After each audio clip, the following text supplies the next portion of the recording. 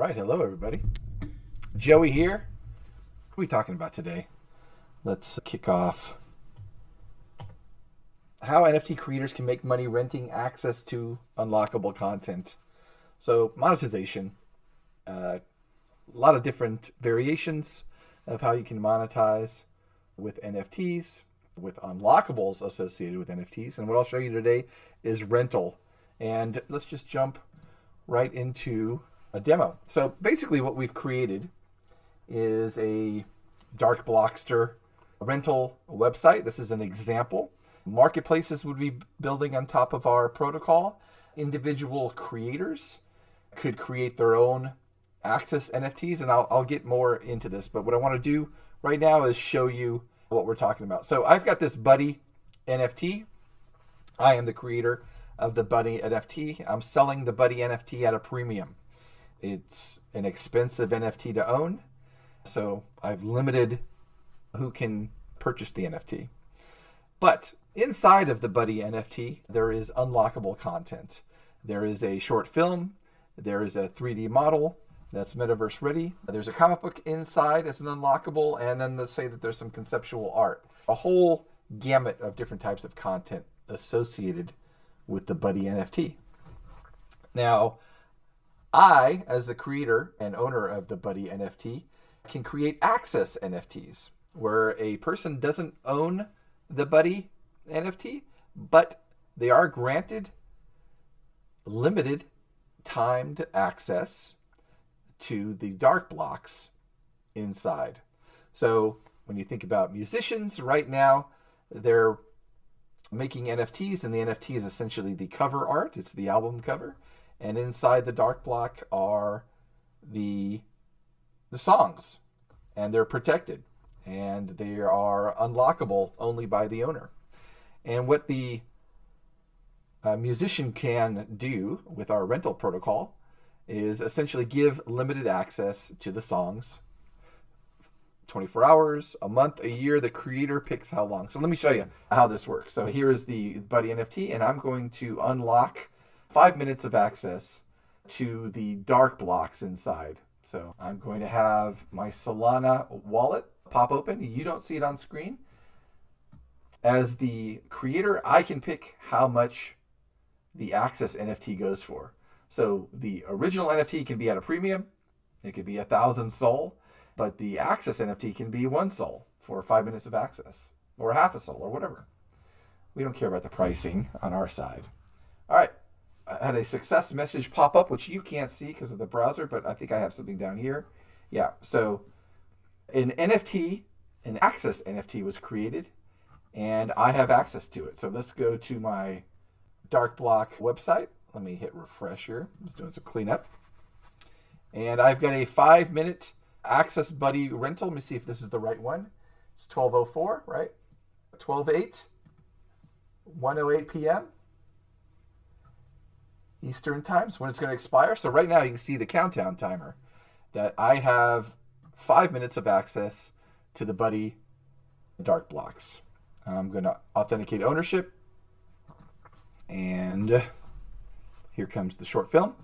It's being pulled from Arweave, it's being decrypted, and it's being delivered to my browser. Again, it's stored for 200 years on Arweave. All right, come on, buddy. All right, give it one more second. We'll go to the next one. We're doing it live. I'm going to pull the metaverse asset. Yeah, right? So I don't own the Buddy NFT. I have a 5-minute access to the unlockables inside. Let me refresh and I'll show you the timer again. So I have 2 minutes and 48 seconds. Let's look at one of the ones that expired. When the timer expires, you get this message, content rental expired, and I no longer have access to my Buddy unlockables. So when you think about business models, you could be a movie producer, you could be a comic book artist, you could still sell your premium NFT and include a bunch of unlockable content with it. And if you have an audience that just wants to consume, I want to see the behind the scenes, or I want to see X, Y, and Z. We don't care what the content is. You can create an access NFT, which gives you a limited rental period. And again, you control. Right? So monetization. Now, what does it take to create a access NFT? And these are essentially three unique concepts. And what I was trying to relate is how does this kind of exist in the real world today? Right? So on the left-hand side, you see this is like my wallet. Please don't mock my American Airlines Advantage miles.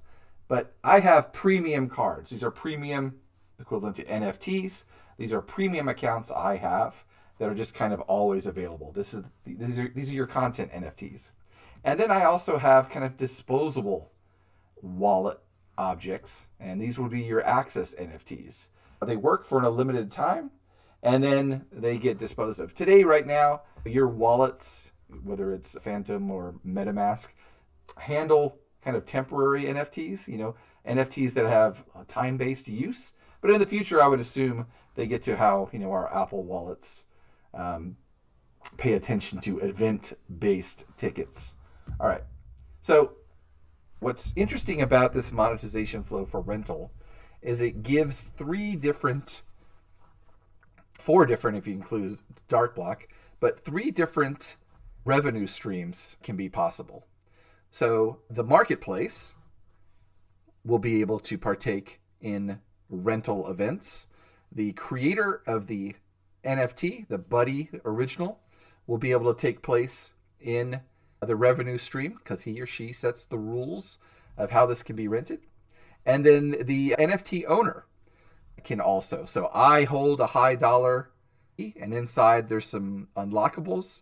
As an NFT owner, I'll be able to create access NFTs so that people can rent access to the unlockables to this original content NFT that I own. It's a little heady. It's some interesting things. So marketplace today, when a Darkblock is created, we have in our API publisher address. This is essentially the placeholder. This is how a publisher, a marketplace, can associate themselves with Darkblock content. So on the creation of the Darkblock in their marketplace, a publisher can pass in an address, and that'll be associated with the Darkblock for all time. A creator has the ability, we call it a creator payload or creator parameters. We need a sexier name for this, but essentially a handful of data that will be essentially the rules for monetization. So what you see right here is NFT ID. That's the content ID that the content NFT, that's essentially the source of everything. The NFT creator, which would be myself or whoever's making the NFT, and then which platform it's on. Right now we have monetization type as rental, but we've got subscription around the corner. And then a minimum price. As the creator, I set the rules of rental. So you cannot rent out my content, my unlockables, for less than X. Minimum price, which particular currency, and then the creator can also set what the maximum period something can be rented for. So I might only make it 24-hour rental, and any NFT owners who are creating access NFTs based on their ownership will have to defer to the rules set by the creator. So just because I own an ape, I can't set a 2-day rental of the unlockable content. And then royalty split. This is a little bit of a work in progress, so if you bear with us, our entire monetization flow we accelerated to meet the opportunity to work with the Magic Eden and their hackathon and workshops. So royalty splits, we're working on the smart contracts for that right now. But essentially, these pieces of data signed will create a payload that we encrypt and upload into Arweave. And then that will be on-chain, which basically sets the rules of rental. And then the kind of third person who can make money, it could be a creator who creates access NFTs to content NFTs that they have, Or access NFTs can be created by NFT owners, where essentially they have the opportunity to rent out. So an owner has the ability to create access NFTs, set the rules, the pricing for that NFT, and our protocol will unlock the unlockable content for that given amount of time. So let's do some show and tell. Let's go through the example that you've seen with this buddy. We created the NFTs with Third Web. It's essentially two different types of NFTs. It's a token NFT, so this is the buddy content NFT, kind of bare minimum. And then what we did is applied dark blocks to that NFT. So let me see if I can show you. So here is that token smart contract from Third Web. And we basically, as the creator of the NFT, I can add dark blocks. We added those 4 different unique unlockables. And then we created a buddy access collection. And inside, using the NFTs, we're calling these access NFTs. And what makes an access NFT? Essentially 3 pieces of content.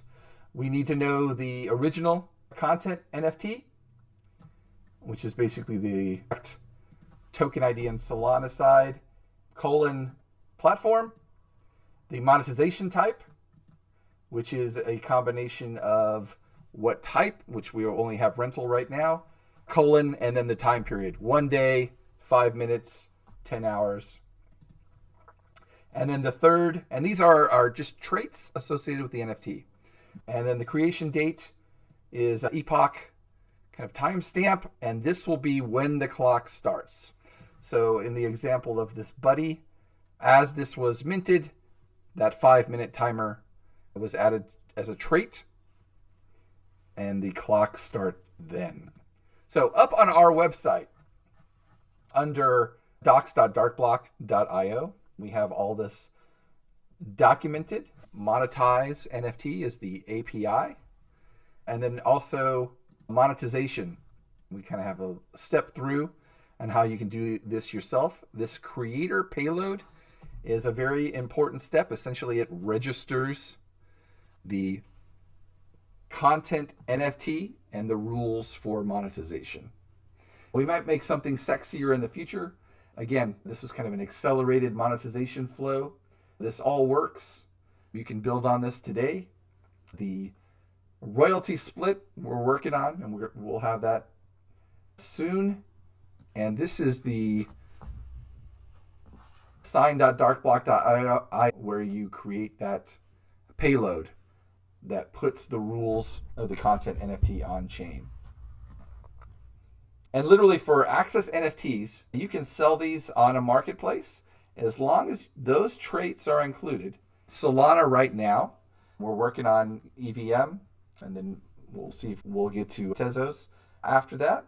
But these 3 traits are all you need for an access NFT. You have to be the owner of the content NFT that has the dark blocks. And a combination of those 2 will allow the access NFT to show the unlockables and unlock them as long as the time hasn't run out. All right here. Step 1, create your content NFT. This was just a token drop. Not a difficult process. On Solana, gas is very affordable and cheap. And we'll put these videos up. We don't have audio on them, so I was going to talk over them. But basically, an NFT token created and added content separately. You can do collection upgrades, but essentially that content NFT is the die that the access NFTs look to. All right, and then next would be this payload. We've cleaned up the payload creator page. That's what this guy is. Again, everything is available on our docs. And you just need to be the creator of the content NFT. We just need a handful of parameters. Essentially, a creator payload is created. And that's what I'm doing right here. So figuring out all the data that we need. Generating a signature. Let me see. All right, so a signature is created. You can see it right here. And then what you need to do is post that through our API to essentially register the content monetization rules.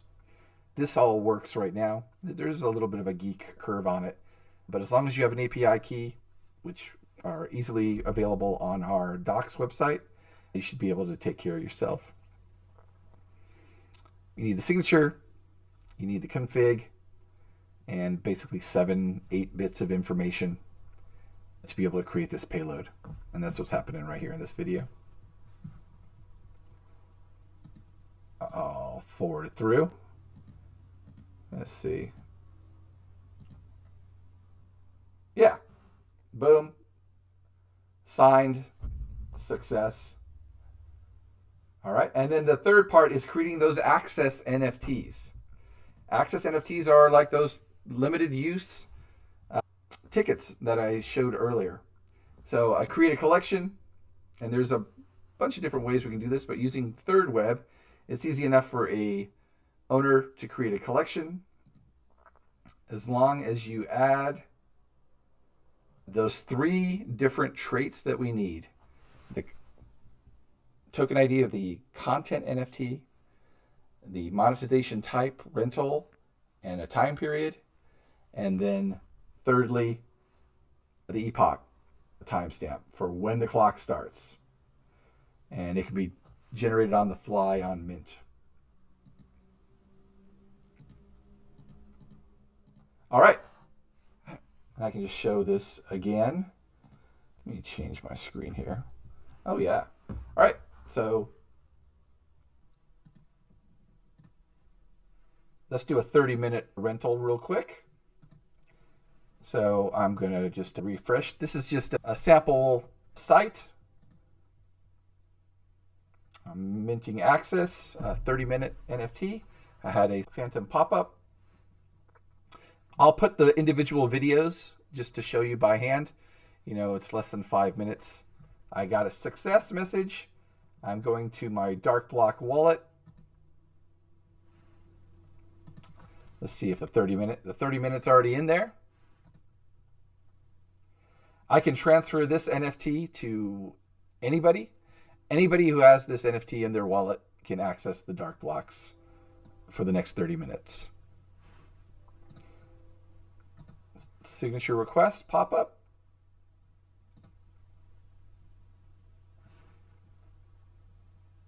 And it pulls a comic book.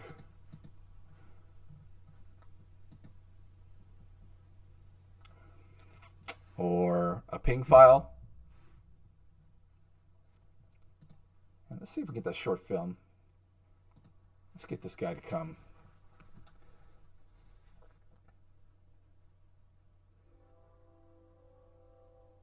He's taking his sweet time. I think it's a couple megs. Yeah, nothing like doing a demo live, right? Okay.